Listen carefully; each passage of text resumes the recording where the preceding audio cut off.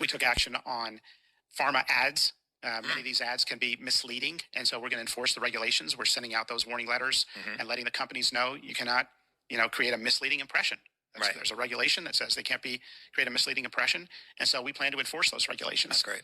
They sent out 0 letters last year. Yeah, you too. I remember you talking about that at the Maha Summit. 0 letters, and you had over 1,000 that you'd sent out. Most people are at least vaguely aware that we have laws and regulations that govern how foods, drugs, cosmetics, biological products, how they are marketed and how they are advertised. When the FDA finds that somebody might be violating or is definitely violating one of these regulations, they send out what are called letters. In this particular case, when we're talking about direct-to-consumer advertising, there's 2 main letters that they send. They send warning letters and untitled letters. Warning letters are the more serious of the 2. This would be like when a supplement is making a claim that it can cure some specific illness. The second category, like I said, is untitled letters, and they are less serious, but still significant. Things like using social media to say that a product can be used for something off-label that it hasn't been approved for. When it comes to TV or print advertisements, they're not supposed to overstate the benefits and downplay the risks. Remember, Marty McCary said, we're sending out those warning letters and letting the companies know you cannot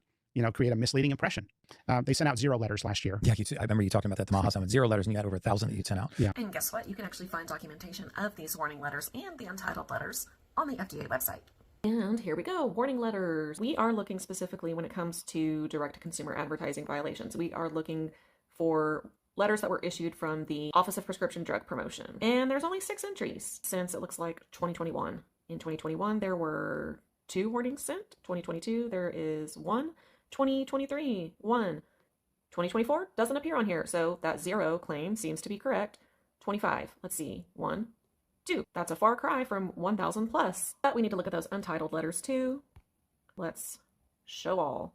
And let's sort by date. This one goes back to 2017. How many entries do we have?